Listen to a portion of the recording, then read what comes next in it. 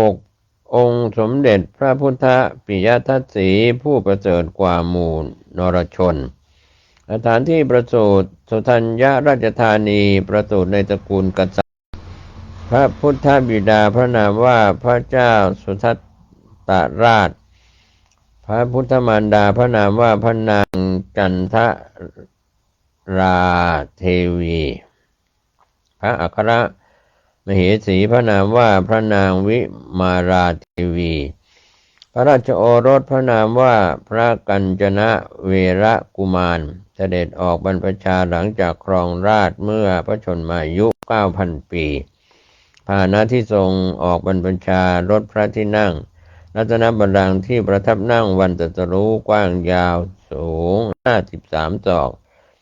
ไม้สีมหาโพธิ์ที่ตรัสรู้ชื่อว่าไม้กลุ่ม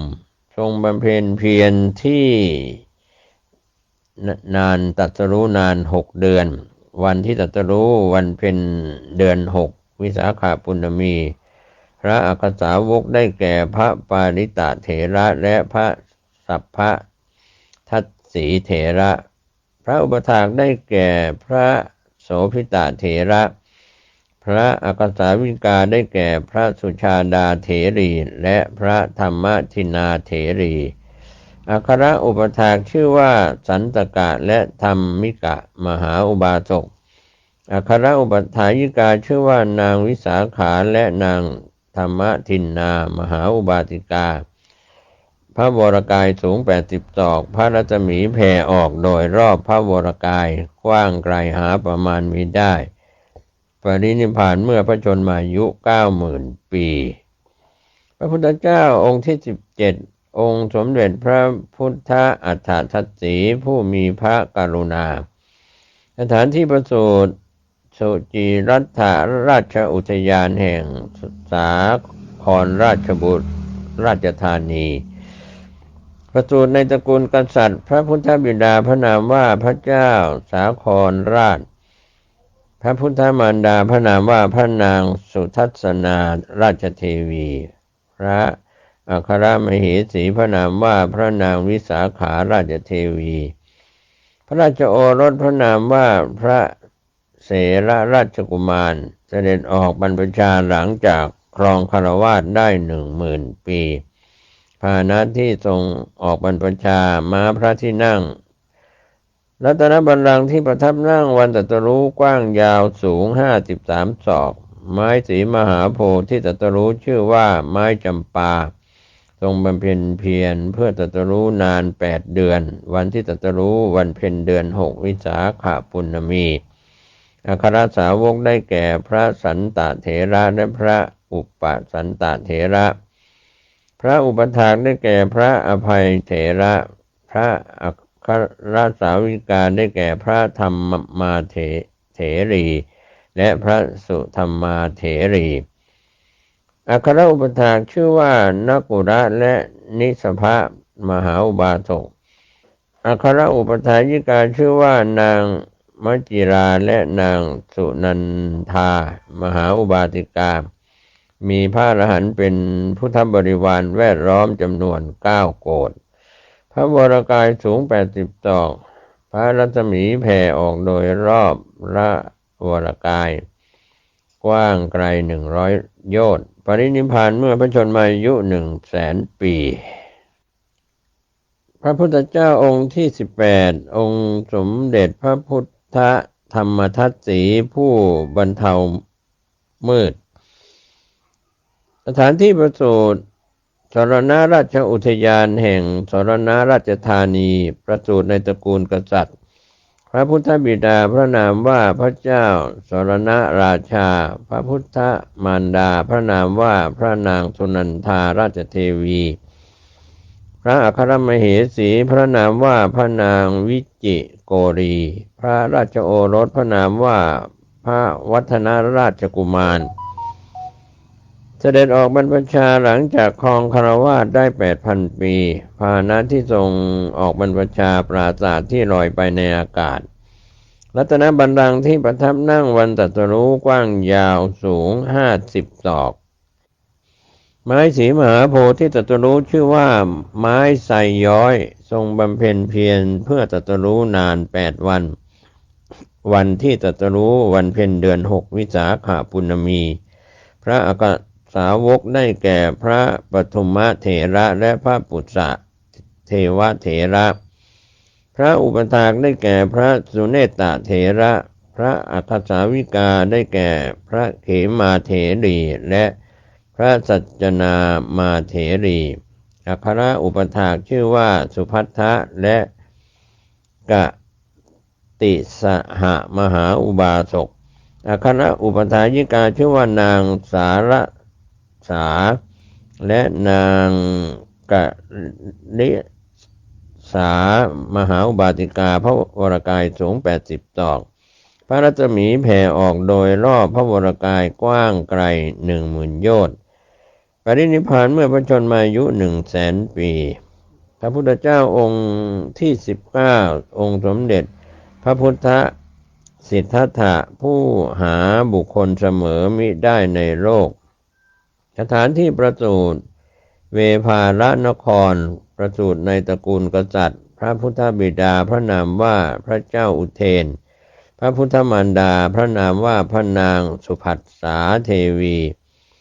พระอัครมเหสีพระนามว่าพระนางสุมนาราชเทวี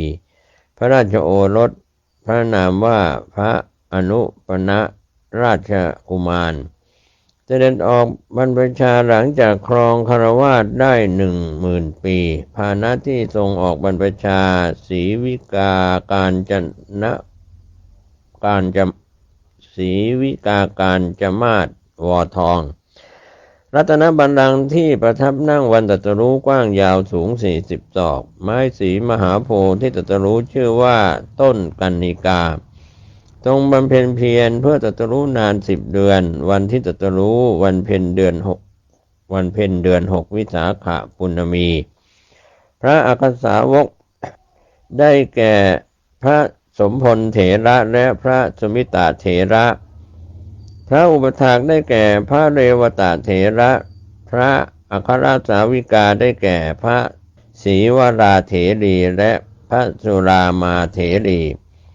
อัครอุปถากชื่อสุปิยะและสัมพุทธมหาอุบาสกอัครอุปถายิกาชื่อว่านางรัมมาและนางสุรัมมามหาอุบาสิกา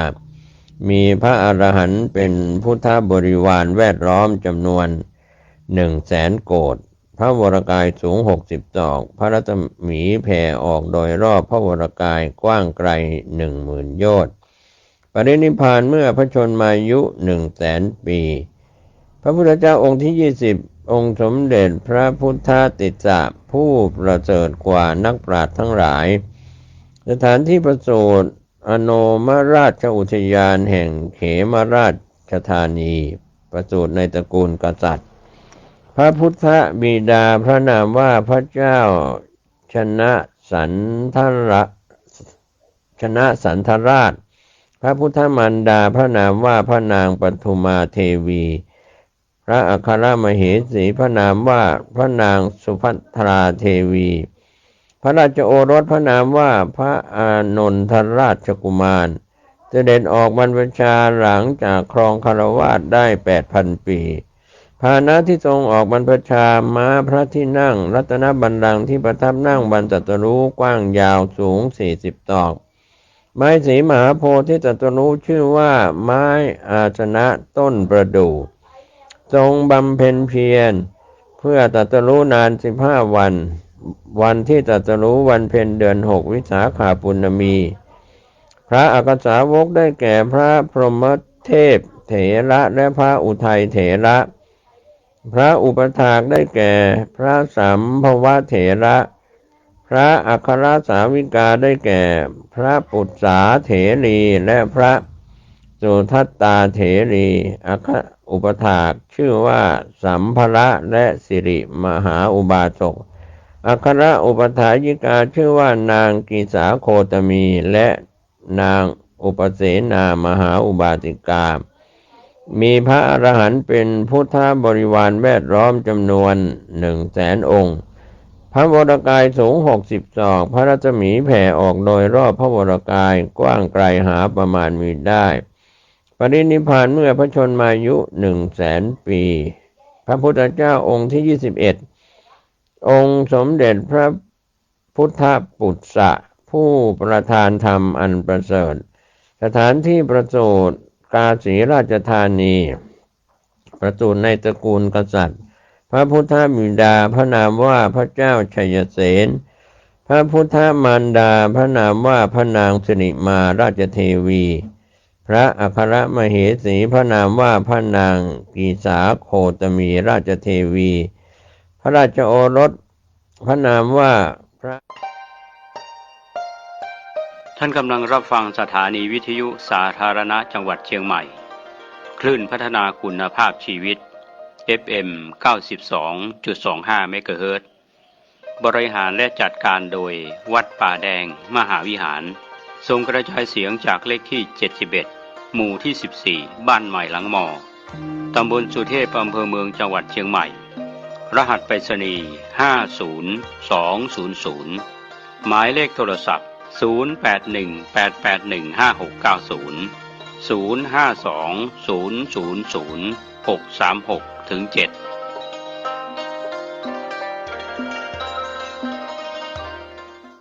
ท่านผู้ฟังที่เคารพในส่วนของการนำสารธรรมธรรมบรรยายจากพระอธิการบุญเพ็งปิยธรรมโมเจ้าวาดวัดใหม่ห้วยทรายตำบลสุเทพอำเภอเมืองเชียงใหม่จังหวัดเชียงใหม่ท่านได้มีธรรมเมตตากล่าวธรรมบรรยายในรายการธรรมวันนี้ดังนี้ท่านผู้ฟังที่เคารพในส่วนของการนำสารธรรมธรรมบรรยายจากพระอธิการบุญเพ็งปิยธรรมโมเจ้าวาดวัดใหม่ห้วยทรายตำบลสุเทพอำเภอเมืองเชียงใหม่จังหวัดเชียงใหม่ท่านได้มีธรรมเมตตากล่าวธรรมบรรยายในรายการธรรมวันนี้ดังเกี่ยวกับพุทธศาสนาเนี่ยครับสมัยหนึ่งในสมัยหนึ่งเมื่อมีภิกษุเหล่านั้นทราบว่าพระพุทธองค์ประทับที่สาวัตถีจึงพากันเดินทางไปเฝ้าแต่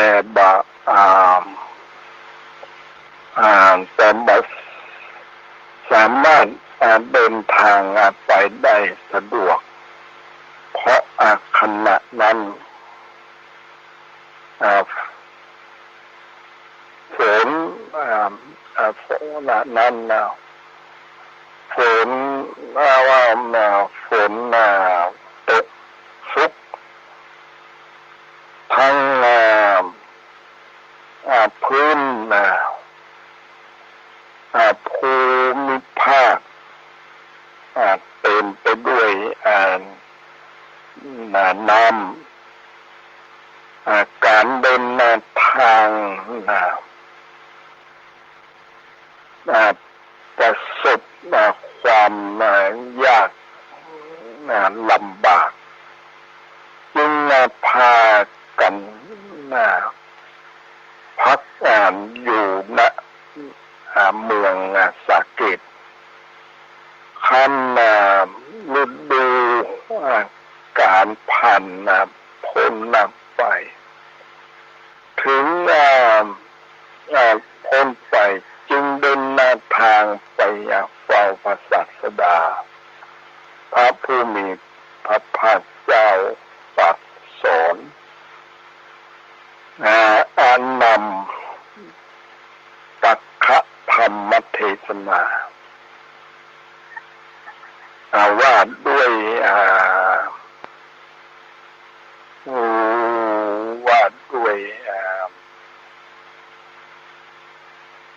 เรา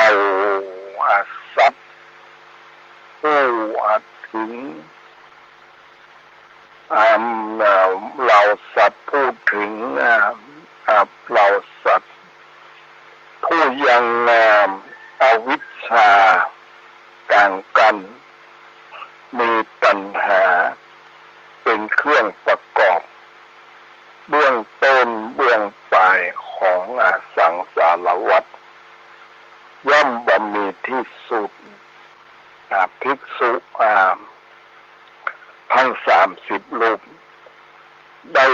บรรลุอรหัตผลพระพุทธเจ้าทรงยกเรื่องของภิกษุภัททวัคคี30 รูปนี้เป็นปฐมเหตุแห่งงามการอนุญาตให้ภิกษุอยู่จำพรรษา3 เดือนการกฐินได้โดยจะได้อานิสงส์5 ประการคือเที่ยวไปโดยบัดได้โดยบัดต้องโดยบัดต้องบอกบัดต้องถือไปจีวรไปครบสำรับหนึ่งฉันคณะโภชนะได้1ทรงดิเลกจีวรไว้ได้ตามความปรารถนา1จีวรดิเลกจีวรอันเกิดขึ้นณที่นั้นจักได้แก่พวกเธอพิธีการกฐินจึงมี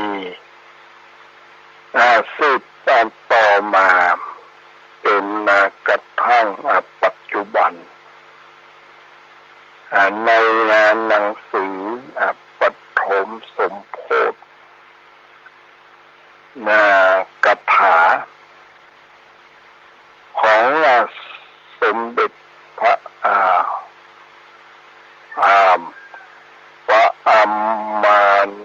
สมเด็จพระปรมานุสิทธิโนรสกล่าวว่าเมื่อพระพุทธเจ้าเสด็จไปถึงตำบลอุลุเวลาซึ่งเป็นสำนักของอุลุเวนกัสสปะเสด็จเข้าไปหาอุลุเวนกัสสปะแล้วตรัสว่าดูก่อนกัสสปะพี่ว่าท่านมิได้หนักใจตถาคตจะขออาศัยอยู่ในโรงเพิ่งแห่งงานท่านสักราตรีหนึ่งตถาคตแปลว่าฉันไม่ฉันไปอย่างที่ฉันไปตอนนี้ตถาคตจะว่าฉันไปอย่างที่ฉันไปหมายความว่าทางไปหรือทางดำเนินที่เรียกว่าปฏิปทาของพระองค์ไม่เหมือนไม่เหมือนคนทั้งหลายลัทธิคำสอนของ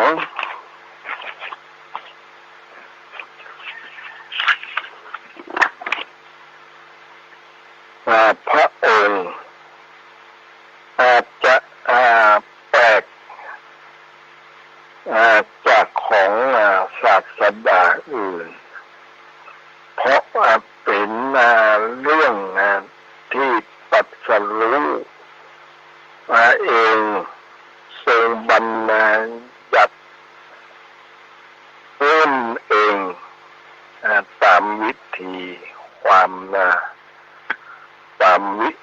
ธีการของพระองค์เองจึงทรงเรียกพระองค์เองว่าตถาคตดูก่อนมหาสมณะเราก็ไม่ได้หนักใจจึงหนักใจซึ่งท่านจะขออาศัยอยู่นั้นแต่ถ้าว่ายังมีความยังมี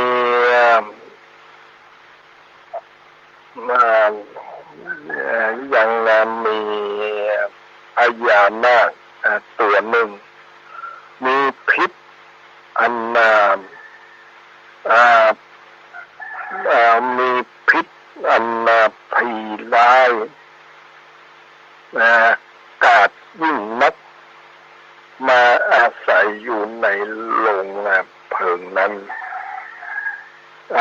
ท่านจง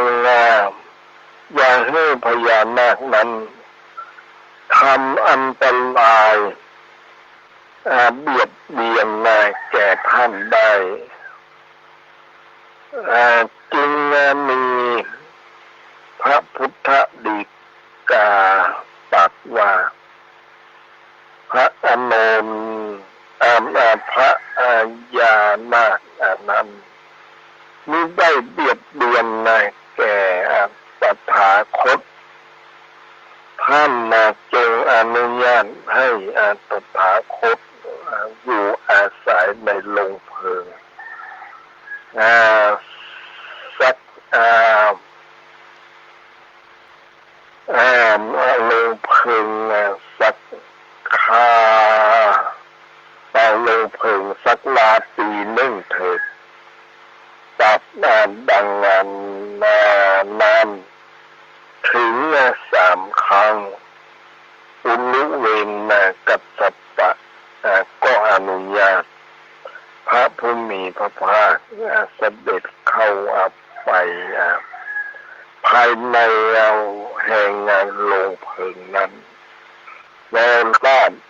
ปู่ซึ่งสันทัด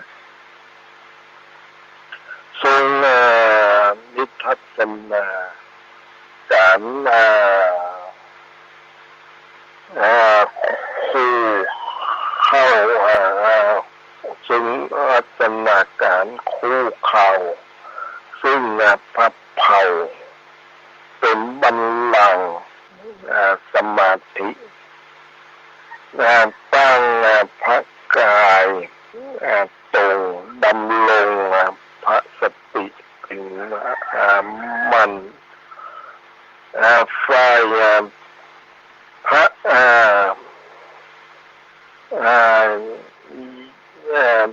ฝ่ายพระยาผู้ทรงชาผู้ทรงชาติเห็นพระมุนีเสด็จเข้ามาสถิตในที่นั้นก็มีจิตคิดขึงเครียดจึงทำบังหวนจึงพิษตลบไปในลำดับนั้นพระสัพพัญญูก็ทรงประมวลซึ่งอิทธิภิสังขารและสำแดง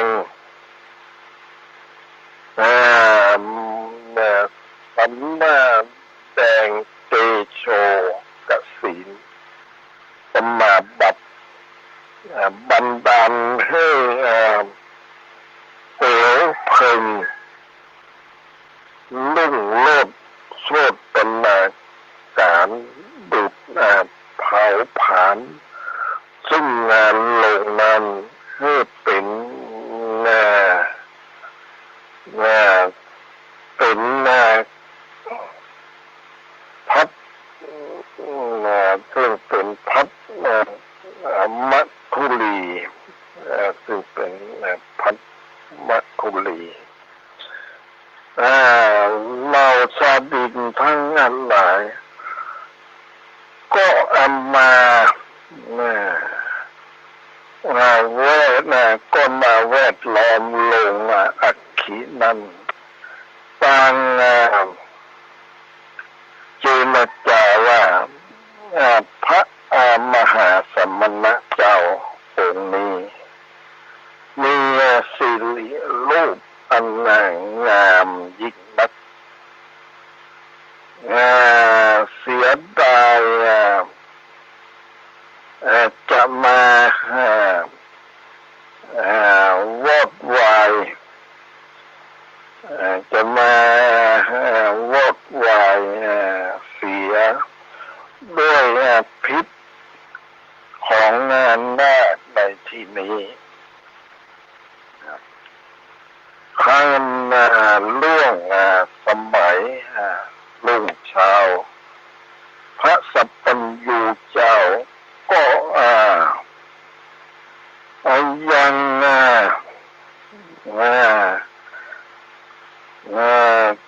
ก็พระสัมพัญญูเจ้าก็คดก็คดของพระองค์ของพญานาคอังคตของพญานาคให้อันตรธานหายบันดาลให้งานนาคนั้น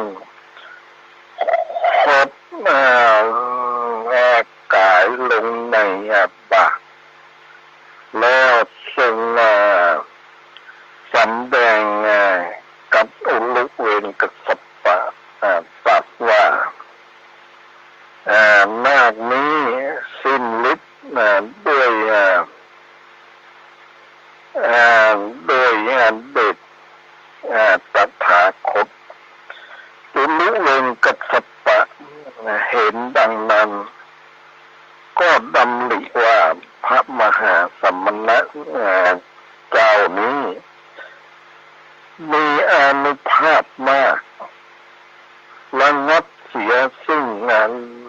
ฤทธิ์พระอัญญานาคอัน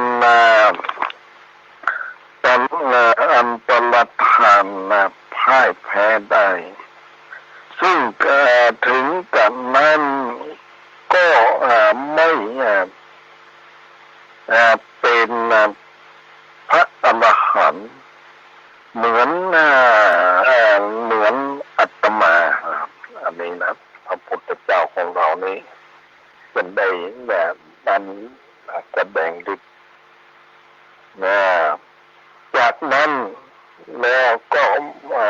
มีจิตเลื่อมใสในอิทธิปาฏิหาริย์จึงกล่าวว่าข้าแด่พระมหาสมณะนิมนต์พระผู้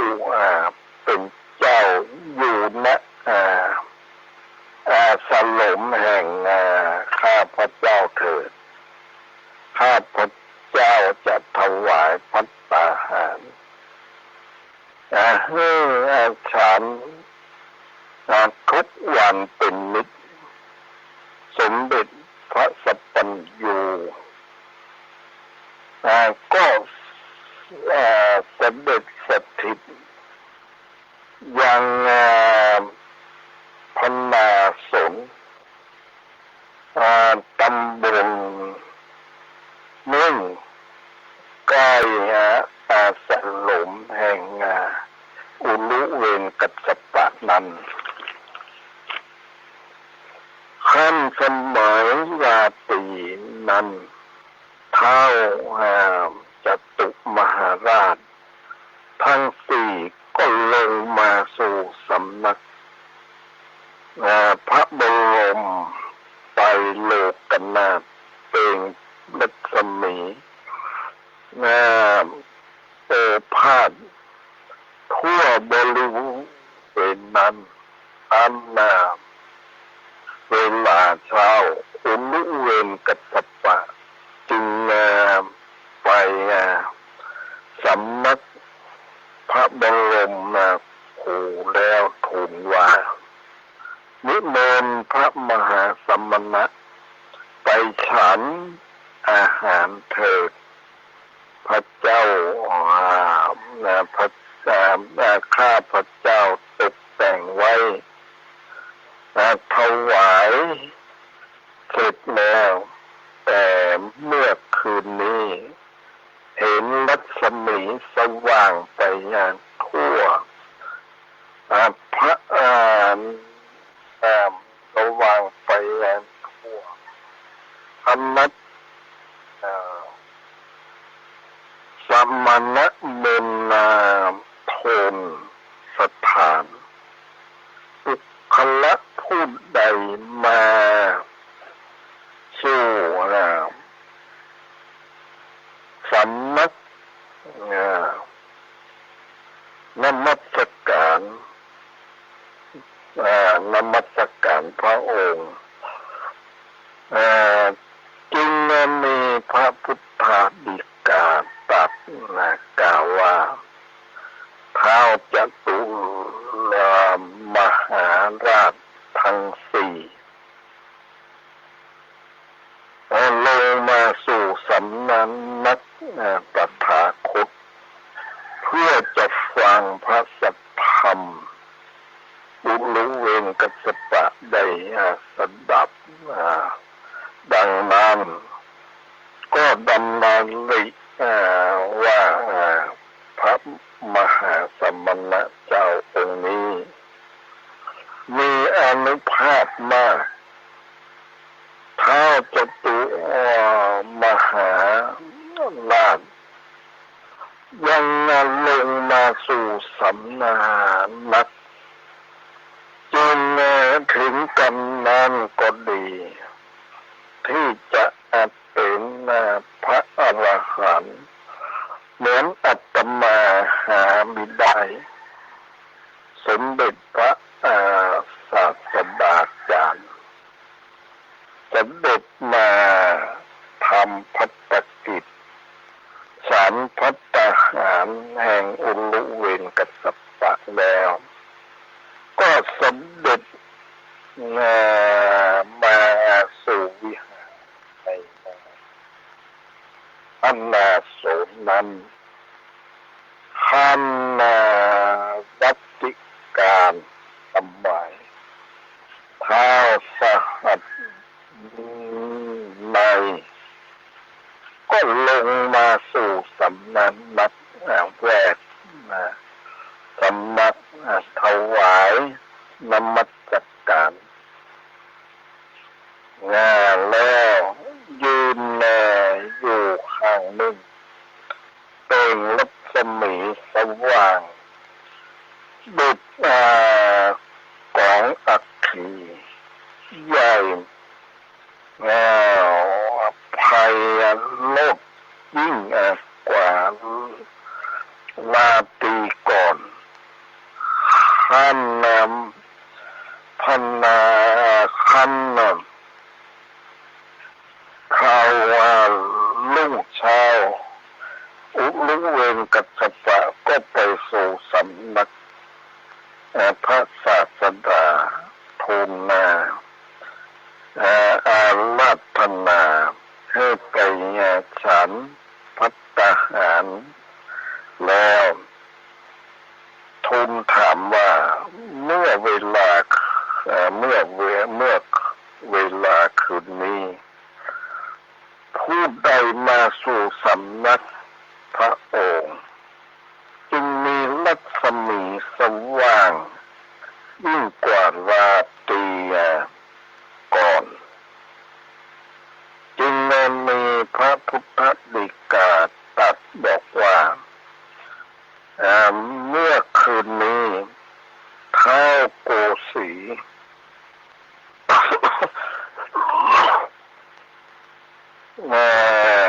ท้าวโก สักกะเศร้ากดสีสักกะอันนะพระร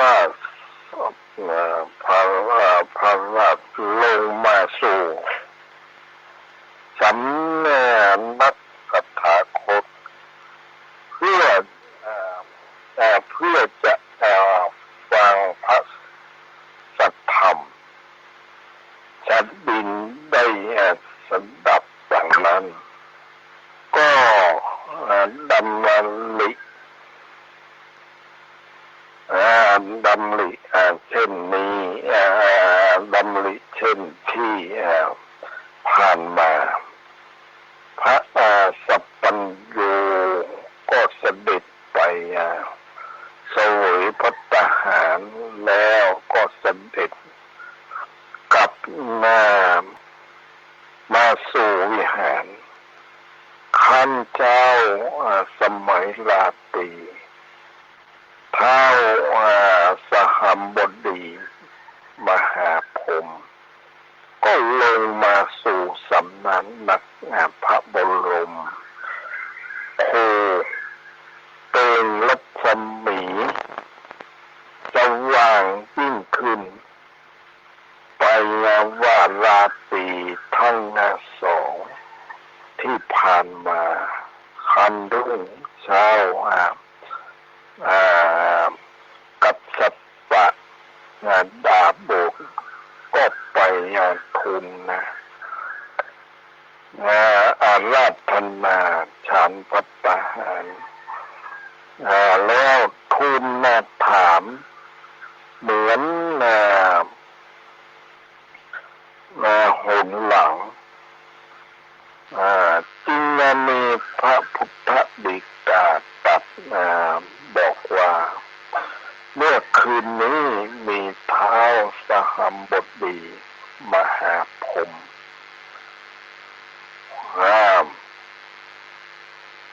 ลงมาสู่สำนักตถาคตกับสัปปดาบทก็ดำมาลิดูกล่าวแล้วว่าพระสัพพัญญูก็เสด็จไปเสวยภัตตาหารแล้วของอุลุเวนนัสสปะแล้วกลับมาสู่สำนักในวันหนึ่งครับในวันหนึ่งมหายันลาภปัง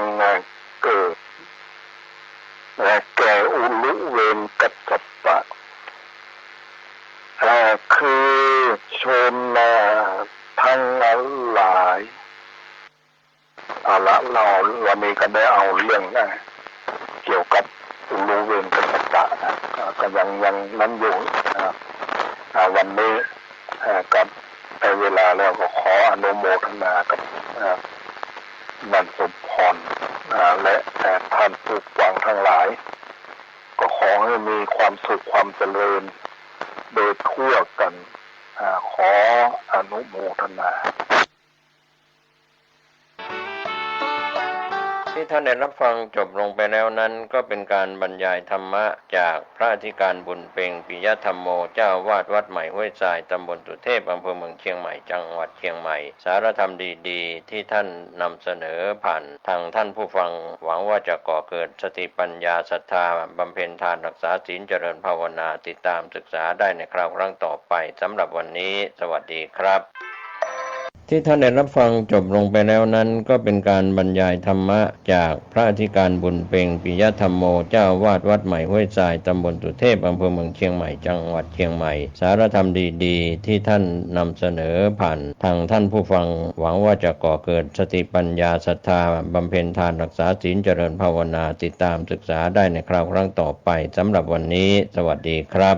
สวัสดีครับท่านผู้ฟังที่เคารพวันนี้ธรรมสาระผมกาเศษเพชรสำริด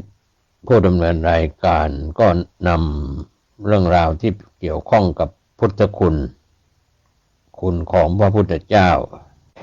ที่ปรากฏในอดีต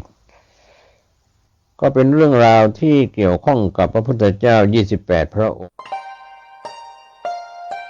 ท่านกำลังรับฟังสถานีวิทยุสาธารณะจังหวัดเชียงใหม่คลื่นพัฒนาคุณภาพชีวิต FM 92.25 เมกะเฮิรตซ์บริหารและจัดการโดยวัดป่าแดงมหาวิหารทรงกระจายเสียงจากเลขที่71หมู่ที่14บ้านใหม่หลังมอตำบลสุเทพอำเภอเมืองจังหวัดเชียงใหม่รหัสไปรษณีย์50200หมายเลขโทรศัพท์081881881560 052000636-7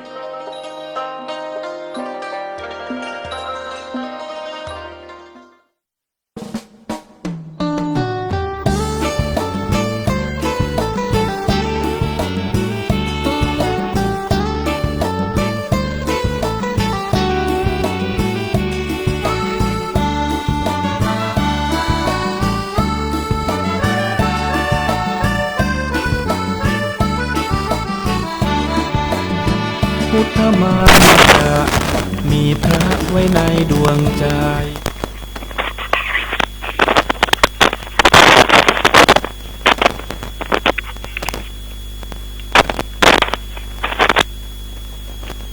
ขอ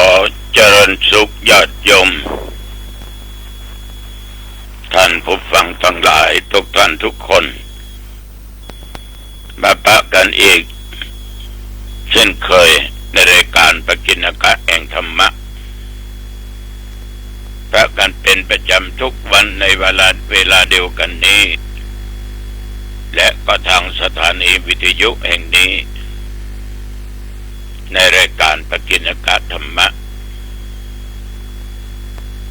ท่านทั้งหลายก่อนอื่นนั้นเราจะต้องบูชาพระรัตนตรัยบูชาคุณก่อนเพื่อเกิดเป็นมงคลต่อชีวิตต่อตัวเฮาก็ขอยอมตั้งจิตเป็นสมาธิให้ดีแล้วก็ว่าตัวตามกันไปกับอาตมาภาพโยมก็อยู่บ้านอาตมาก็อยู่วัด เอาละนะพร้อมอะระหังสัมมาสัมพุทโธภควาพระผู้มีพระภาคเจ้าเป็นพระอรหันต์ดับเพลิงกิเลสเพลิงทุกข์สิ้นเชิงตรัสรู้ชอบได้โดยพระองค์เองพุทธังภควันตังอภิวาเทมิข้าพเจ้าอภิวาทพระผู้มีพระภาคเจ้าผู้รู้ผู้ตื่นผู้เบิกบานกราบพระพุทธสวากขาโตภควตาธัมโมพระธรรมเป็นธรรมที่พระผู้มีพระภาคเจ้าตรัสไว้ดีแล้วธัมมังนัมมัสสามิข้าพเจ้านมัสการพระธรรม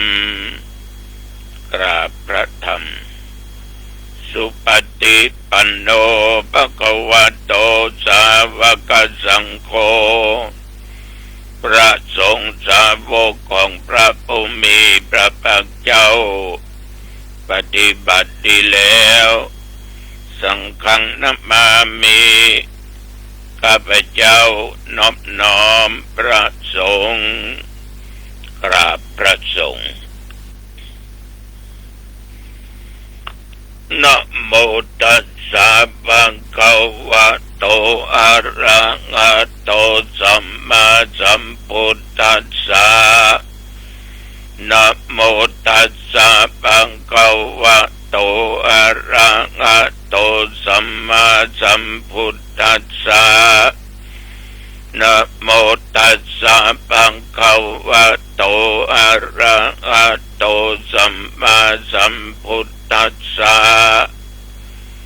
พุทธังสารนังคัจฉามิธัมมังสาร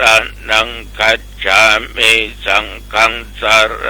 นังคัจฉามิตุติยัมปิพุทธังสารนังคัจฉามิตุติยัมปิธัมมังสารนังคัจฉามิตุติยัมปิสังฆังสารนังคัจฉามิตติยัมปิพุทธังสารนังคัจฉามิตติยัมปิธัมมังสารนังคัจฉามิตติยัมปิสังฆังสารนังคัจฉามิอิติปิโสปังขวาอะระหังสัมมาสัมพุทโธวิชชาจารณะสัมปันโนสุขโตโลกวิทูอนุตตโรปุริสัทธัมมาสารถิสัทธาเทวมนุษย์สานังพุทโธภควาติยันตุนิมิตตังอวะมังคะลัญจาโยจามานะโพสกุนัสสะสัทโธ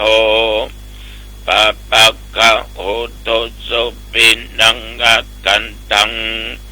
พุทธานุภาเวนะวินาศเมนโตสวากขาโตภะคะวะตาธัมโมสันติติโกอาคาลิโกเอหิปัสสิโกโอปัญญิโกปัจจัตตังเวทิตาโพวินยูหิติ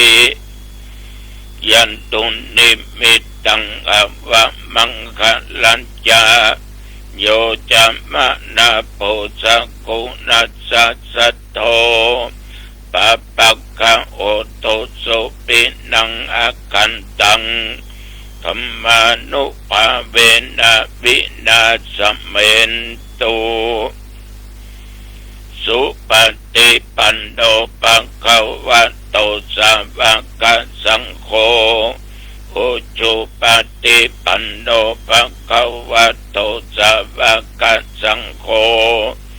ยายะปฏิปันโนภะคะวะโตสาวกสังโฆสามิจิปฏิปันโนภะคะวะโตสาวกสังโฆยะติตังจัตตาริปุริสยุคานิอัตตปุริสปุกัลลาเยสะภะคะวะโตสาวกสังโฆอาหุนายโยปะหุนายโยตักขินายโยอัญชลิกรณิโยอนุตตลังปุญญเขตังโลกัสสาติยันตุนิมิตตังอวะมังคะลัญจาโยจะมานะโพสกุนัสสะสัทโธปะปะกะโอโตสุปินังอากันตังสังฆานุภาเวนะวินาศเมนโต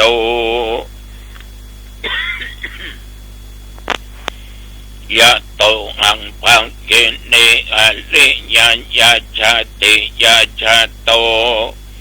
นาเปชานาเมสันจิจปันนังชีวิตาโวโรเปตา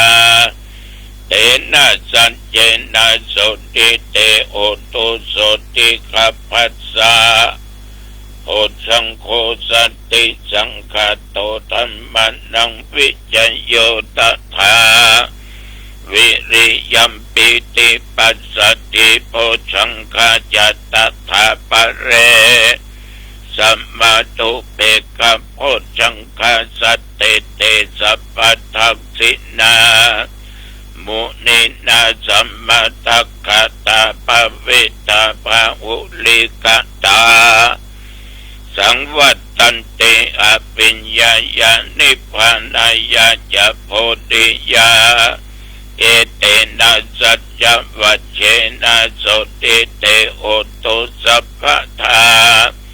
เอกัสสมิงสัมมาเยนะโทมุขันลานัญจกัสสปังกิลาเนตุกิเตติสวะโพชังเกสัตตะเตสัญเยเตจะตังอภินันติตวาโรกามุจิงสุตังกันเนเอเตนะสัจจวัชเชนะโสติเตโอตุสัพพทาเอกตาธัมปราชาปิเกลัญเยนะปิปิริโต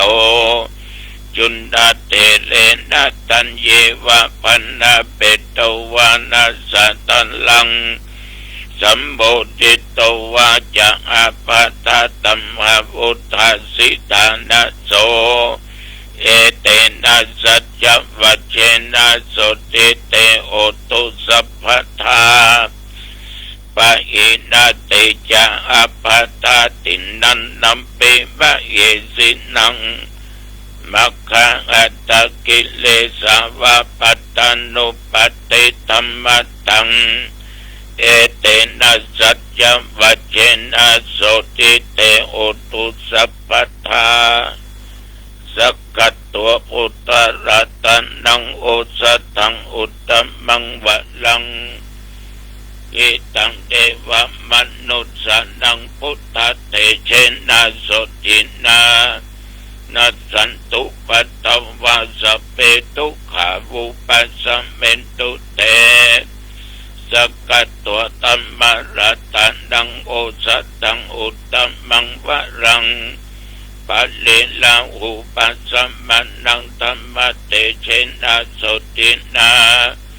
นัสสันตุปัตตวาสเปพยาวุปัสสเมนตุเตสักกัตตัวสังขารตันนังโอสัตถังอุตตมังวะรังอาหุนายังปาหุนายังสังฆเตเชนะโสตินานัสสันตุปัตตวาสเปโรกาวุปัสสเมนตุเต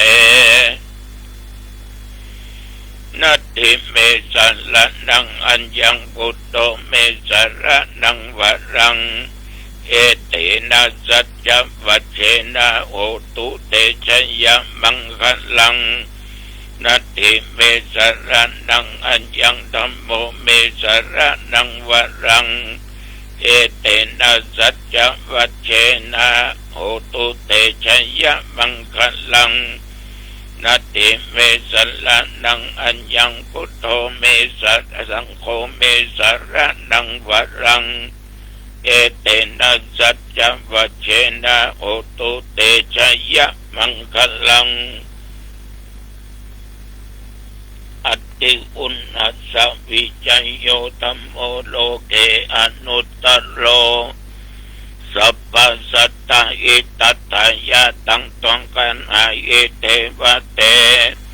ปัลลิวัชเชละจะตันเตอมนุสเสอิภวะเค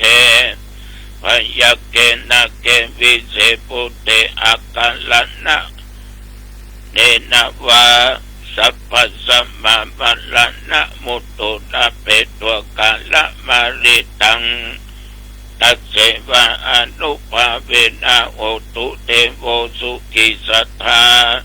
สุทธสีลังสัมมาทายะธัมมังสุจริตังจันเลตัสเสวะอนุภาเวนะโอตุเตโวสุขิสัทธาลิขิตตังจินติตังปุจังคาระนังวัจจนังครุง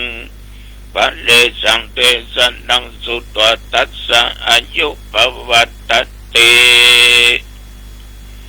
ภวตุสัพพมังคลังรักขันตุสัพพเทวตาสัพพพุทธานุภาเวนะสัทธาโสติภวันตุเต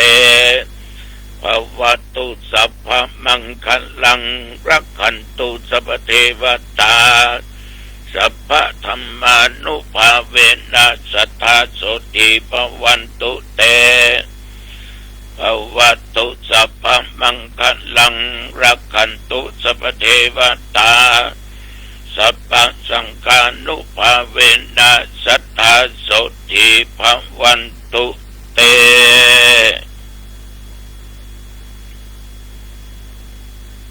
โดยบทพุทธานุภาพธรรมานุภาพสังฆานุภาพบทสาธยายมนต์พจน์สังฆปริตยันตุนิมิตตังอัตถิอุณสวิจัยสักกัตตัวอันศักดิ์สิทธิ์ด้วยจิตอันตั้งมั่นข้าพเจ้าขอตั้งจิตอธิษฐานแม้นว่าตนข้าพเจ้าและญาติโยมเท่าแก่ลงกำใจเย็นท่านผู้ฟังได้ตรงโลกาเปียติโรคภัยไข้เจ็บตึงไปนอกตึงไปในท้องในไส้เป็นโรคหนักโรคร้ายหมอยุบหมอยาบ่หาย กินยาก็บ่หายขอพุทธานุภาพธรรมานุภาพสังฆานุภาพ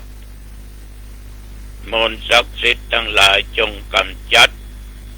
คือโรคภัยไข้เจ็บเปียติต่างๆอย่างหนักอย่างเบาในกายนอกกาย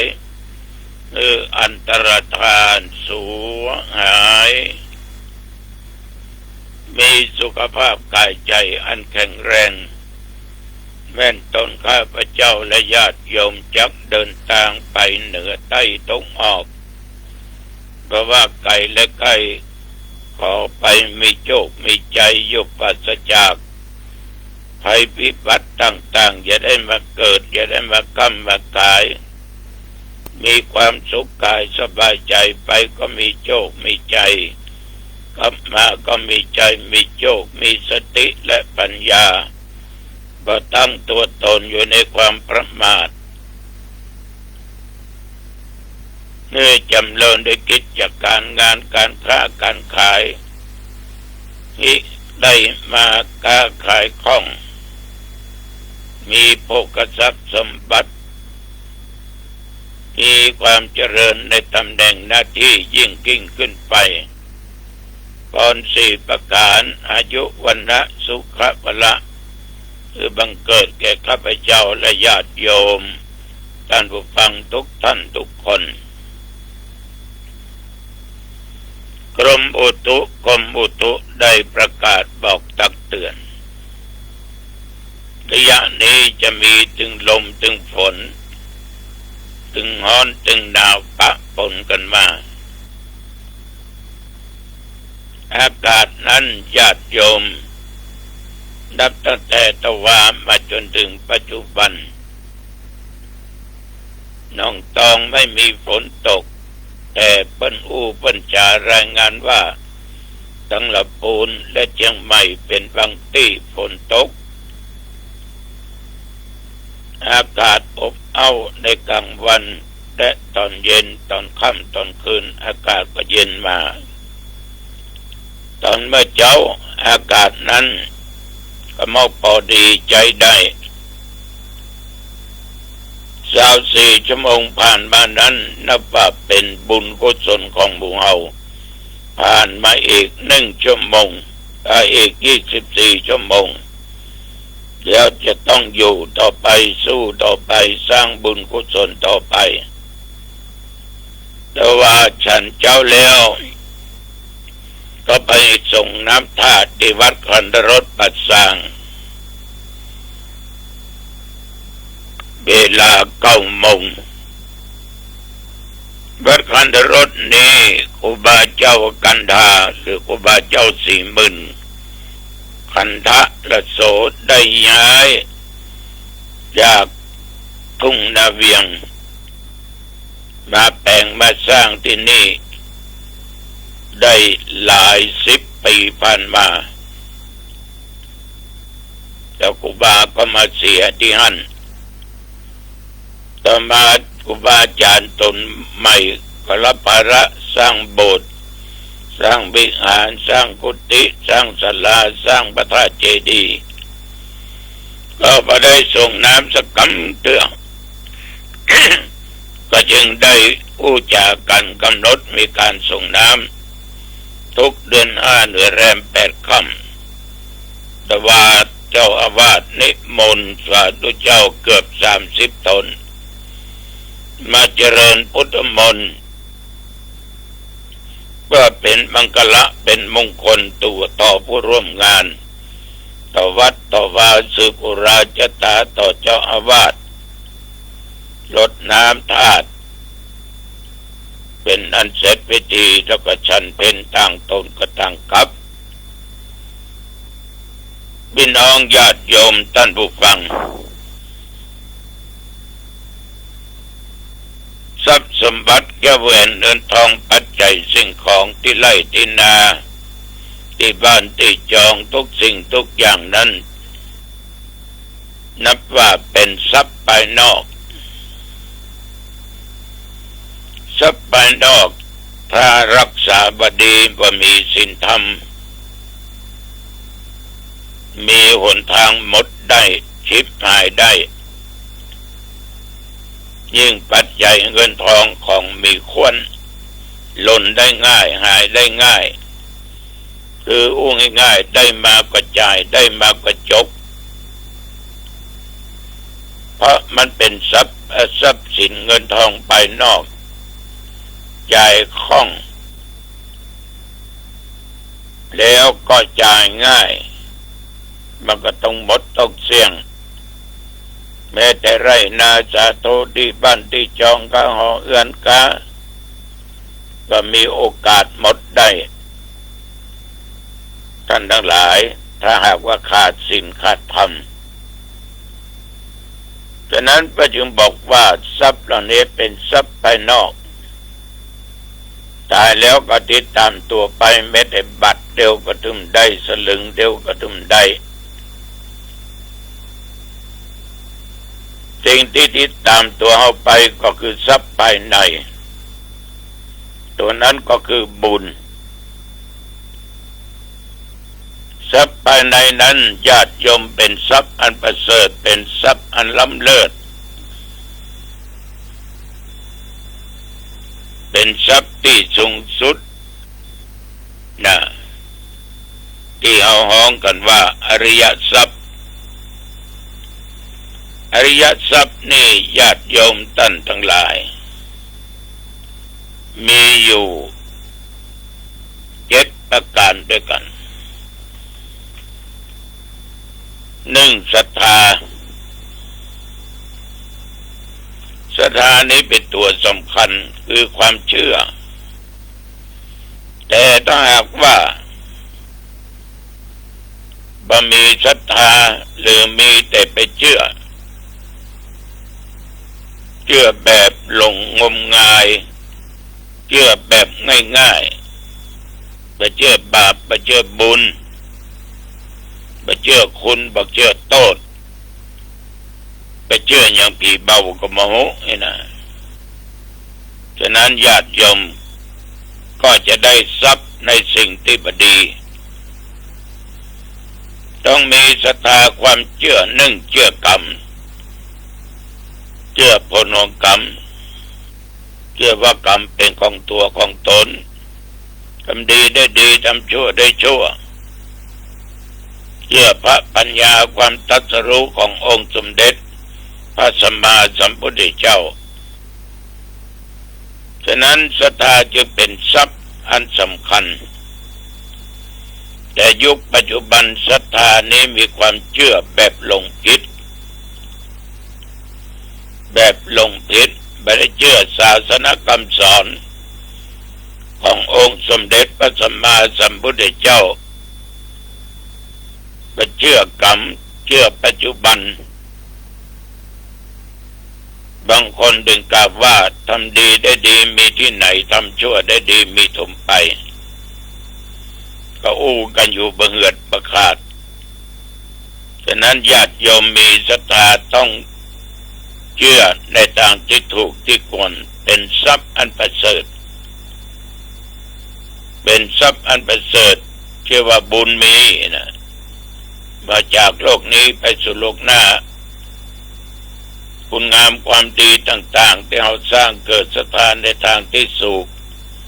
ในทางที่ถูกที่ควร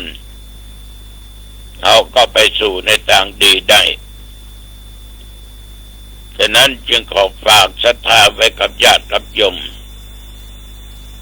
ไม่ใช่เหมือนกับที่เขาว่าศรัทธาฝนตกศรัทธาออกมกศรัทธาตุ๊กแกศรัทธาแก่งแคศรัทธาบ่แน่ถ้าเป็นศรัทธาอย่างนี้ใจบ่ได้ฉะนั้นญาติโยมต้องเชื่อกรรมเชื่อคุณงามความดีเมื่อมีความเชื่ออย่างนี้เชื่อสิ่งที่ควรเชื่อก็ให้ละเว้นความชั่วแล้วให้ประพฤติปฏิบัติในความดีนี่เป็นทรัพย์ข้อหนึ่งอันประเสริฐเรียกว่าอริยทรัพย์ทรัพย์ของพระอริยเจ้าทั้งหลายศีลนี่ก็อู้บ่อยครั้งแปลว่าปกติรักษากายวาจามันเรียบร้อยคนมีศีลกับคนมีศีลไม่จะผิดกันการแสดงออกทางกายก็ผิดทางวาจาก็ผิดความคิดความอ่านของมันก็ผิดเพราะมันหลงผิดมันมีศรัทธาไปเชื่อสิ่งที่มันไม่ใช่คำสอนในทางพุทธศาสนาฉะนั้นศรัทธาเนี่ยมีแล้วต้องมีศีลถึงจะมั่นคงรักษาทั้งกายบัฆ่าสัตว์บัลักบัโลภบัโกงเนี่ยมูนี้แสดงทั้งกายลงรักษาทั้งวาจาบัเท็จ